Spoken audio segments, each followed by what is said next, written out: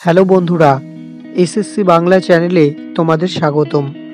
আজকে আমরা দশম শ্রেণীর সাহিত্য সঞ্চয়নের সকল নির্বাচিত গল্প কবিতাগুলি থেকে 180টি প্রশ্ন উত্তর নিয়ে আলোচনা করব। তো আশা করছি ভিডিওটি তোমাদের ভীষণ উপকারে আসবে। তো চলো দেরি না করে শুরু করা যাক। জ্ঞানচক্ষু আশাপূর্ণা দেবী। 1 নম্বর প্রশ্ন, জ্ঞানচক্ষু গল্পটির উৎস কী? কুমকুম নামক ছোটদের গল্প সংকলন গ্রন্থ। 2 নম্বর, জ্ঞানচক্ষু গল্পের প্রধান কেন্দ্রীয় চরিত্রের নাম কী? তো উত্তর হবে তপন। কোন বিষয়ে তপনের সন্দেহ ছিল? তো লেখকরা যে তপনের বাবা, ছোট মামা কিংবা মেজ কাকুর মতো মানুষ, এ বিষয়ে সন্দেহ ছিল তপনের।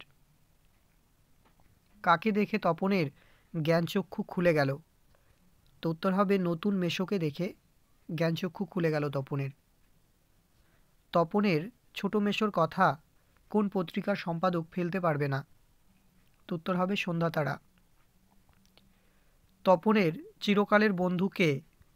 তো উত্তর হবে ছোট মাসি। তপনের থেকে ছোট মাসি কতদিনের বড়? তো উত্তর হবে 8 বছর। বাড়িতে তপনের নাম হয়ে গেছে কি কি? কবি, সাহিত্যিক, কথাশিল্পী। তপনের লেখা গল্পটির নাম কি? তো উত্তর হবে প্রথম দিন। লেখক শ্রী তপন কুমার রায়। 11 নম্বর, ছোট মাসি আত্মপ্রাসাদের প্রসন্নতা নিয়ে বসে বসে কি খায়? তো উত্তর হবে ডিম ভাজা আর চা। 12 নম্বর, তার চেয়ে দুঃখের কিছু নেই, তার থেকে অপমানের। এখানে তার বলতে কিসের কথা বলা হয়েছে? তো উত্তর হবে নিজের গল্প পড়তে বসে অন্যের লেখা লাইন পড়া। তো এবার আমরা অসুখী একজন থেকে দেখব। অসুখী একজন কবিতার উৎস কি? তো উত্তর হবে বিদেশি ফুলে রক্তের ছিটে কাব্যগ্রন্থ। অসুখী একজন কবিতার স্তবক ও চরণ সংখ্যা কত? তো 8টি স্তবক রয়েছে এবং 32টি চরণ রয়েছে অসুখী একজন কবিতায়। আমি তাকে ছেড়ে দিলাম, তো কবি কাকে ছেড়ে দিলেন? তো উত্তর হবে প্রিয়তমা রূপী দেশমাতাকে ছেড়ে দিলেন। কবি চলে যাওয়ার পর কত সময় কেটে গিয়েছিল? তো উত্তর হবে 1 বছর। প্রিয়তমা রূপী দেশমাতার উপর বছরগুলো কেমনভাবে নেমে এলো? তো উত্তর হবে পাথরের মতো। কারা খুন হয়েছিল? শিশু আর বাড়িরা খুন হয়েছিল।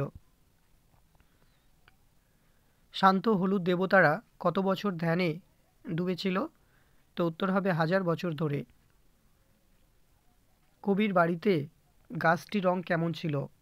তো উত্তর হবে গোলাপি। অসুখী একজন কবিতাটি কে তর্জমা করেছেন? তো উত্তর হবে নবারুণ ভট্টাচার্য। পাবলো নেরুদার প্রকৃত নাম কি ছিল? উত্তর হবে নেকতালি রিকার্দো রেন্স বাসুয়ালতো। এবার আমরা আয় আরও বেঁধে বেঁধে থাকি কবিতা থেকে প্রশ্ন উত্তরগুলি দেখব। আয় আরও বেঁধে বেঁধে থাকি কবিতার উৎস কী? তো উত্তর হবে জলই পাষাণ হয়ে আছে কাব্যগ্রন্থ। শঙ্খ ঘোষের আসল নাম কী? তো উত্তর হবে চিত্তপ্রিয় ঘোষ। আমাদের কোন পাশে ধস?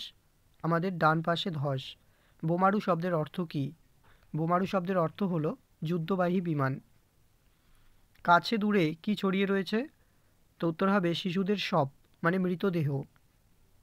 আমাদের পদ না থাকার কারণে কবি কিভাবে থাকতে বলেছেন? তো কবি সবাইকে বেঁধে বেঁধে থাকতে বলেছেন, অর্থাৎ সংঘবদ্ধভাবে থাকতে বলেছেন। আয় আরও বেঁধে বেঁধে থাকি কবিতার স্তবক ও চরণ সংখ্যা কত? তো 2টি স্তবক এবং 24টি চরণ রয়েছে। আলোবাবু। আলোবাবুর আসল নাম কী ছিল? তো উত্তর হবে আলো। আলোবাবু গল্পের উৎস কী? তো উত্তর হবে অনুগামিনী গ্রন্থ। আলোবাবুর গলায় কিসের মালা? তো উত্তর হবে তুলসীর মালা। আলোবাবুর কোন হাতে একটি ছোট থলি ছিল? তো উত্তর হবে বাঁ হাতে। আলোবাবু কত টাকা দিয়ে পাখির ছানাটা কিনেছিলেন? তো উত্তর হবে 2 আনা পয়সা। আলোবাবু কার বাড়িতে এসেছিল? তো উত্তর হবে নামজাদা উকিল অবিনাশবাবু। অবিনাশবাবু আলোবাবুর কে হন?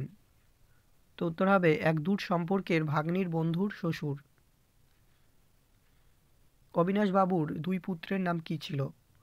তো উত্তর হবে বিনু এবং তিনু। বিনুবাবুর বয়স কত? তো উত্তর হলো 10 বছর। আলোবাবু হাসপাতালে কোন পদে চাকরি পেয়েছিলেন? প্রবেশনার ড্রেসার। আলোবাবু কটার সময় ঘড়িতে দম দিতেন? তো উত্তর হবে 10টার সময়।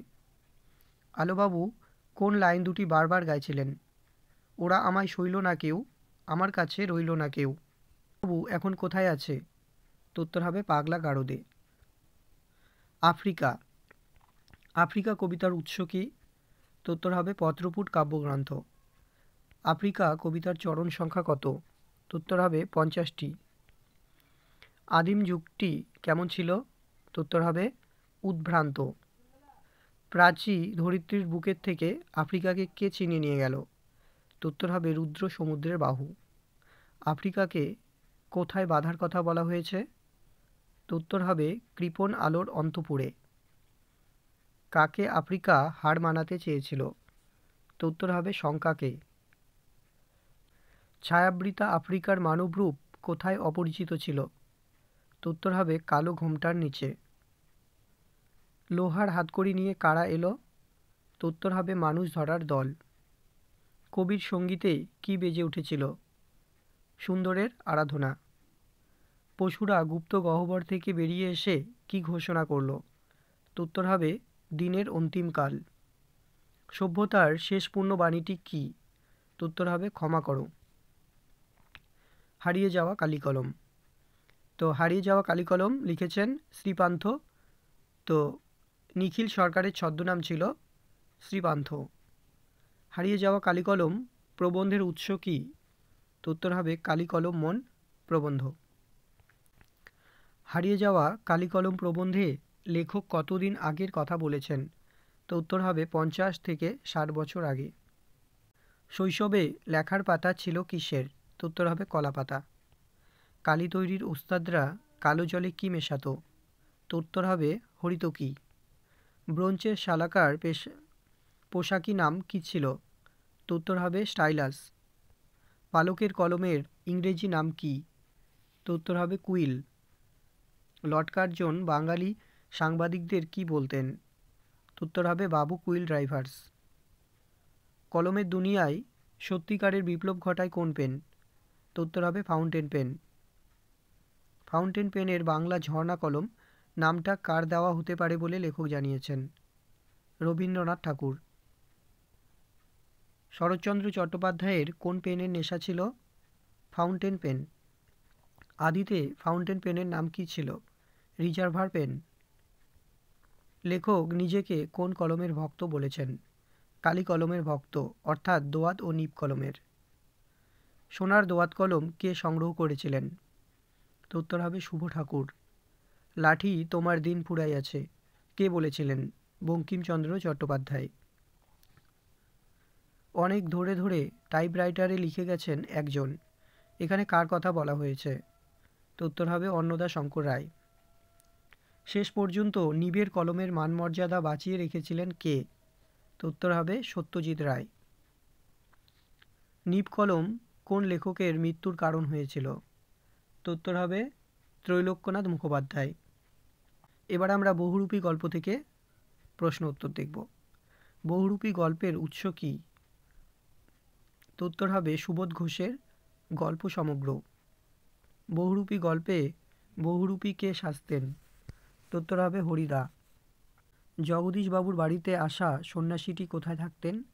তো উত্তর হবে হিমালয়ের গুহাতে। সন্ন্যাসী লোকটি সারা বছরে কি খান? তো উত্তর হবে শুধু একটি হরিতকি। জগদীশবাবু কত টাকার নোট জোর করে সন্ন্যাসীর ঝোলার ভিতর দিয়েছিলেন? তো উত্তর হবে 100 টাকার একটা নোট। হরিদাকে বহুরূপীর সাজে যারা চিনতে পারেন তারা কত টাকা বকশিশ দেন? তো উত্তর হবে 1 আনা কিংবা 2 আনা। বহুরূপী গল্পে বাসের ড্রাইভারের নাম কি ছিল? তো উত্তর হবে কাশীনাথ। বাইজির ছদ্মবেশে হরিদা মোট কত টাকা রোজগার করেছিলেন? তো উত্তর হবে 8 টাকা 10 আনা। হরিদা পুলিশ সেজে কোথায় দাঁড়িয়েছিলেন? দয়ালবাবুর লিচু বাগানে। হরিদা সপ্তাহে বড়জোর কয়দিন বহুরূপী সেজে বের হন? তো উত্তর হবে 1 দিন। সাদা মাথা, সাদা দাড়ি, সৌম্য শান্ত, জ্ঞানী মানুষ কে? তো উত্তর হবে জগদীশবাবু।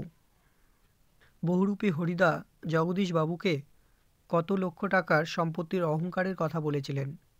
তো উত্তর হবে 11 লক্ষ টাকার। অভিষেক অভিষেক কবিতাটির উৎস কী? তো উত্তর হবে মাইকেল মধুসূদন দত্তের মেঘনাদবধ কাব্যের প্রথম স্বর্গ। ইন্দ্রজিৎকে বীরবাহুর হত্যার খবর কে দিয়েছিলেন? তো উত্তর হবে দেবী রাজলক্ষ্মী ধাত্রী ছদ্মবেশে খবর দিয়েছিলেন। মায়াবী মানব কাকে বলা হয়েছে? তো উত্তর হবে সীতাপতি। ইন্দ্রজিৎ কে ছিলেন? তো উত্তর হবে রাবণ ও মন্দোদরীর পুত্র। কবিতায় বীরেন্দ্র কেশরী কাকে বলা হয়েছে? তো উত্তর হবে মেঘনাদ। অম্বুরাশি সুতা কাকে বলা হয়েছে? তো উত্তর হবে সমুদ্রকন্যা। ইন্দ্রজিৎ রামকে কোথায় সংহার করেছিলেন? তো উত্তর হবে নিঃসারণে। হৈমবতী সুতো বলতে বোঝানো হয়েছে কাকে? তো উত্তর হবে কার্তিককে। ইন্দ্রজিতের স্ত্রীর নাম কি? তো উত্তর হবে প্রমীলা। ইন্দ্রজিতের রথের সাথে কিসের তুলনা করা হয়েছে? তো উত্তর হবে মৈনাক শৈল। ইন্দ্রজিৎ রাঘবদের কতবার হারিয়েছেন? তো উত্তর হবে 2 বার। অভিষেক করিলা কুমারে, এখানে কুমার কে? তো উত্তর হবে ইন্দ্রজিৎ। সিরাজউদ্দৌলা সিরাজউদ্দৌলা নাট্যাংশের উৎস কী? তো উত্তর হবে সিরাজউদ্দৌলা নামক মূল নাটক। সিরাজউদ্দৌলা নাট্যাংশের স্থান কী ছিল? তো উত্তর হবে দরবার কক্ষ।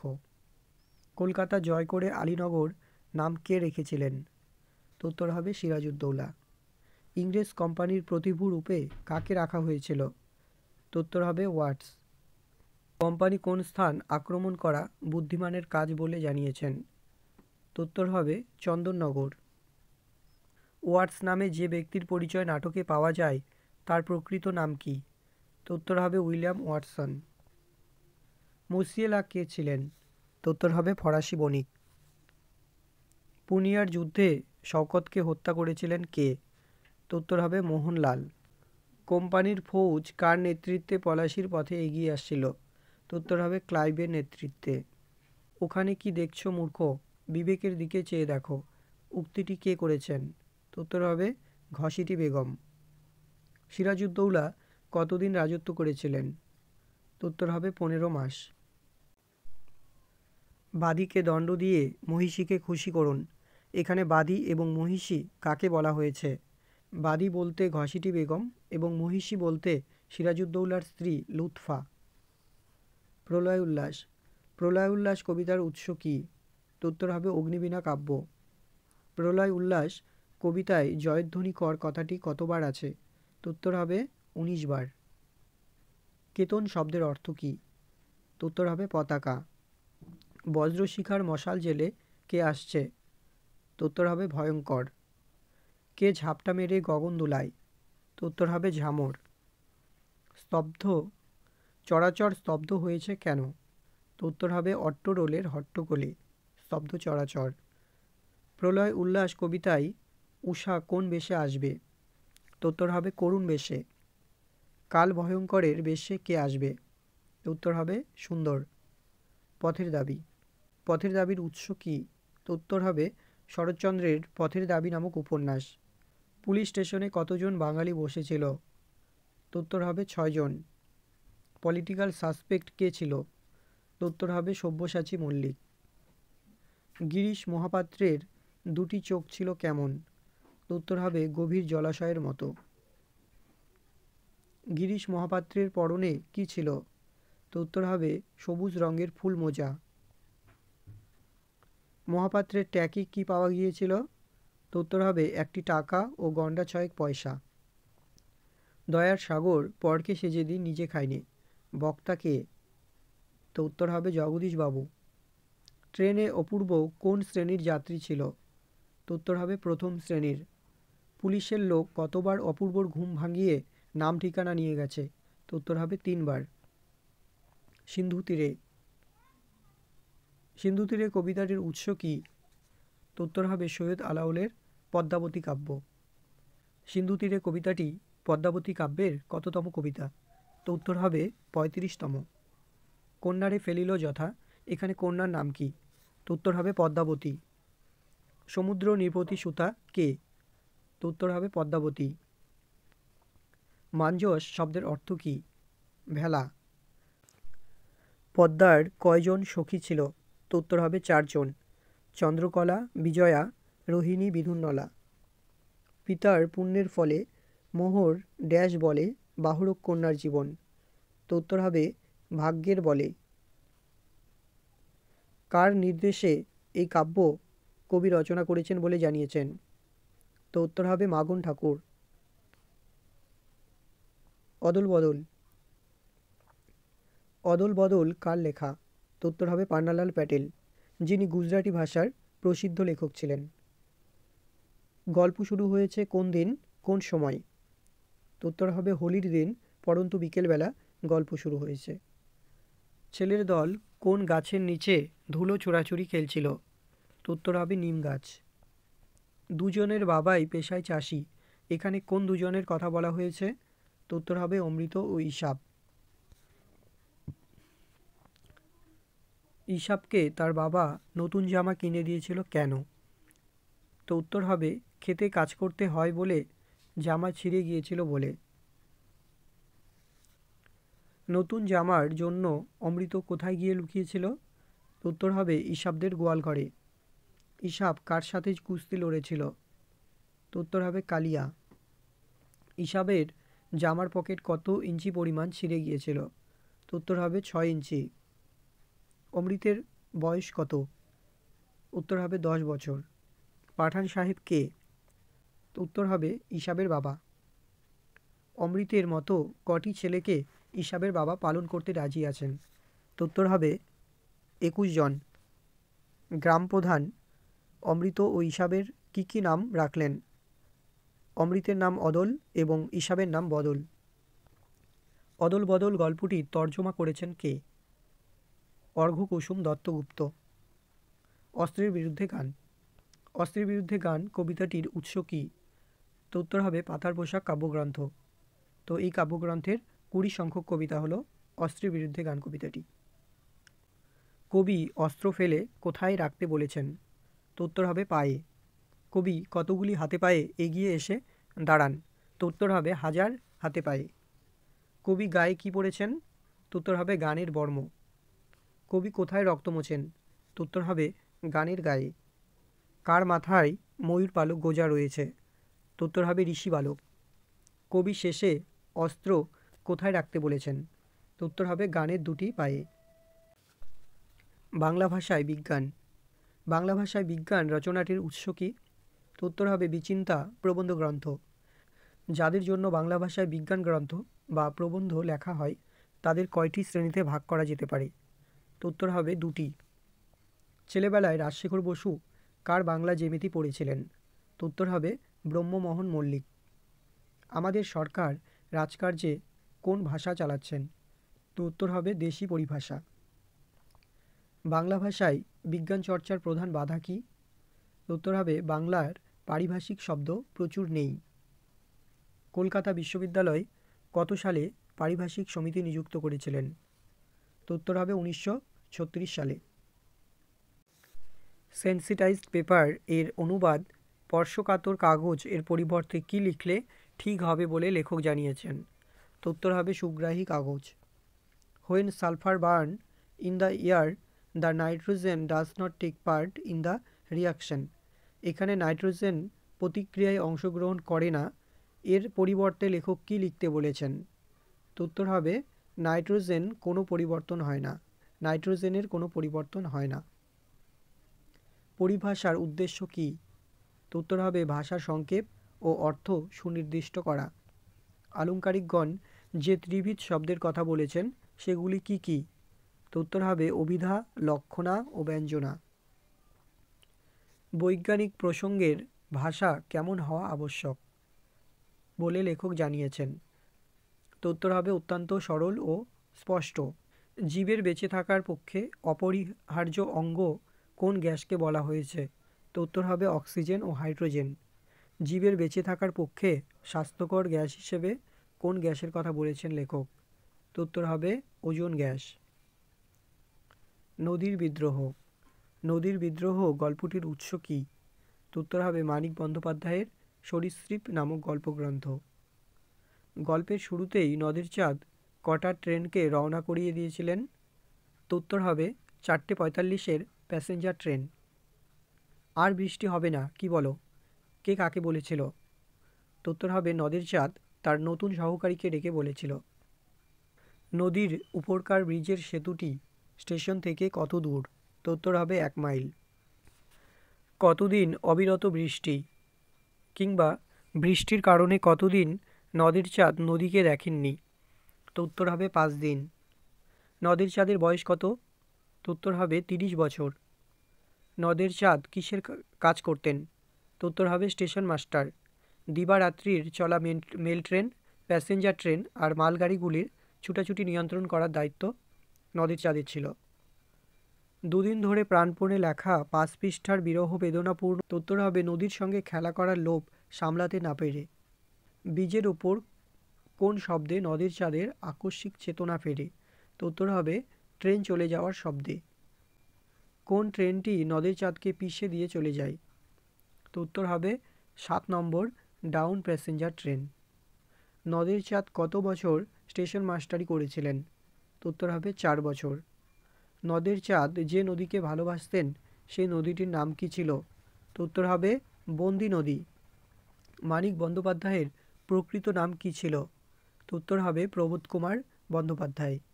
মানিক বন্দ্যোপাধ্যায়ের প্রথম গল্পের নাম কি? তো উত্তর হবে অতসী মামি, যেটি বিচিত্রা পত্রিকায় প্রকাশিত হয়। তো এই ছিল আজকের 180টি প্রশ্ন উত্তর।